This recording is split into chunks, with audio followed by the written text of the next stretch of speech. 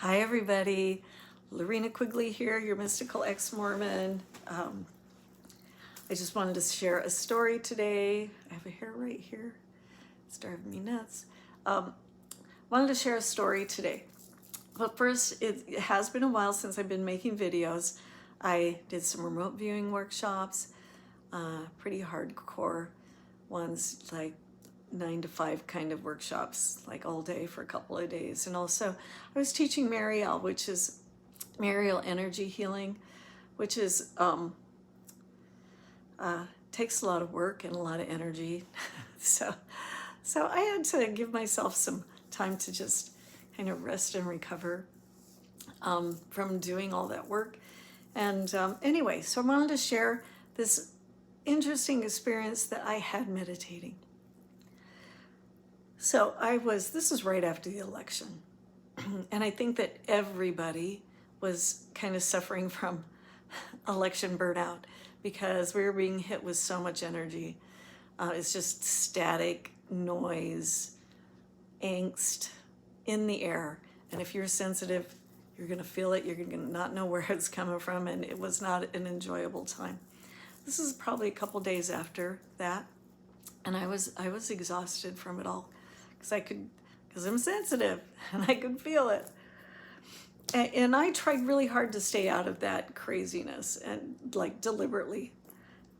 So I don't get caught up in it because I don't want to. Anyway, see, not going to get political. Now, this is not about politics at all. Anyway, so I was meditating underneath my Russian pyramid.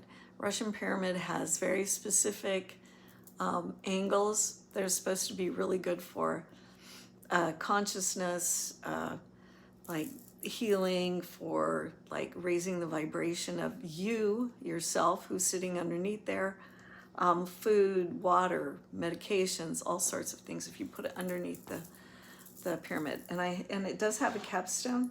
Here's the capstone actually to the pyramid that I have. And it stands about, like, it's over 5-6 feet, maybe 5.5 feet tall. Anyway, there's celestite in here, labradorite, crystal, quartz crystals. I can't remember what else. Anyway, it's pretty cool. And that was, yeah, I got that specifically for the pyramid. But so I sat down underneath the pyramid and I'm on the floor on a cushion. And I usually do breath work before I meditate. And this is what I did that day. So I did some breath work for about 10 minutes, which is my normal. And that will take you in a state of a quiet mind pretty quickly, more quickly than most anything that I know. So I was doing that. And so what happened after what happened during the meditation was pretty quickly my mind was quiet. And I think it was quiet because I was tired from all of that crazy election stuff.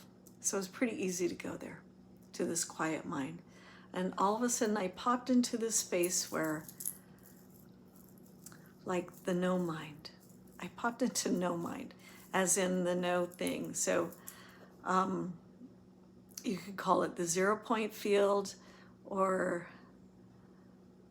the big nothing. There was nothing.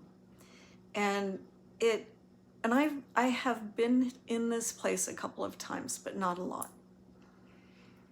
I have to say that it scared me. Yeah, I was meditating. I went to a place that scared me. But the reason why is, in this place, I was not attached to anything. Like, I wasn't attached to Lorina, who's female. Lorina, who, is a mother, who's a sister, who's a daughter, who is a metaphysical explorer, who all these things that I think about myself or identify with or think, yes, I am this, whatever this is. It was not there. None of those things were there. In fact, everything that I think I'm doing or creating or anything, it was not there. There was nothing.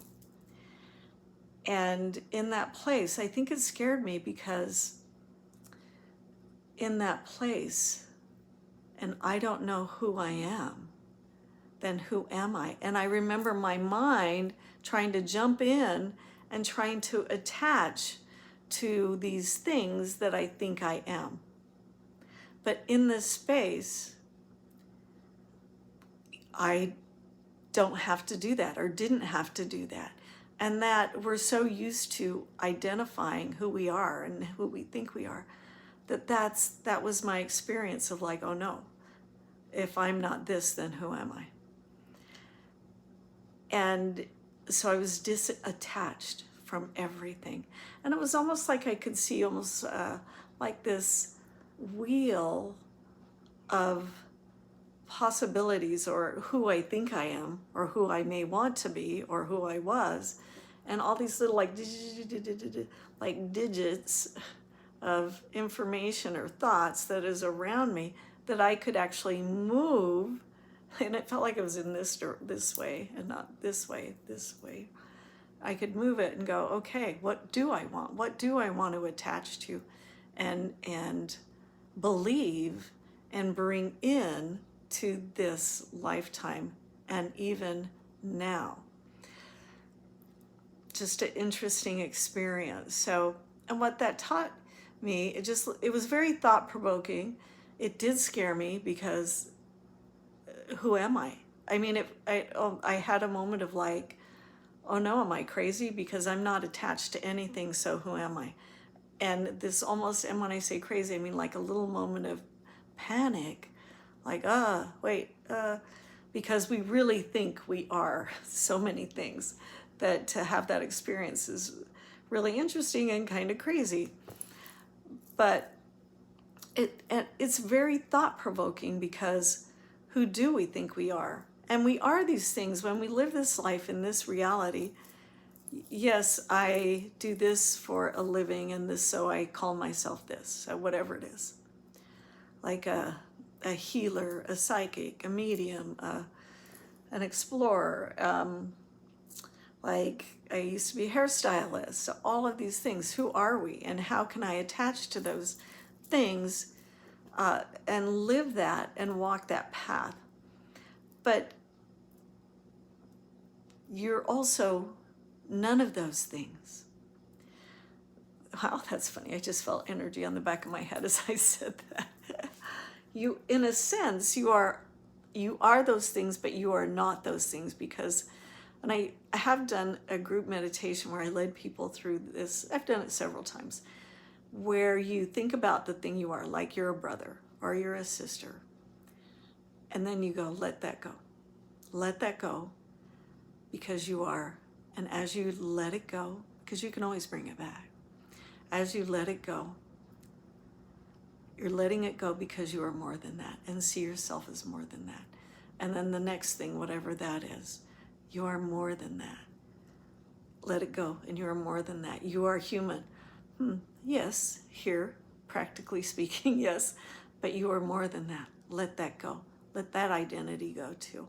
And so what you're doing is disattaching from all these things so that you can just be and feel who you are in a greater sense of consciousness or awareness. Anyway, what do you think about that? It is thought-provoking. Anyway, I just wanted to share that. That has happened before, but this seemed quite different, because that level of like, oh, wait, but who am I? Because I think I'm these things, but I'm not attached to any of them right now. So who am I outside of, or inside of, of that realm of spirit? Who am I really? Anyway, it's a thing to ponder. I hope you guys enjoyed this little video. Please, if you have thoughts about this, say something in the comments. Anyway, that's about it. Please like, share, and subscribe. Thank you, everybody. Have a great day. Bye for now.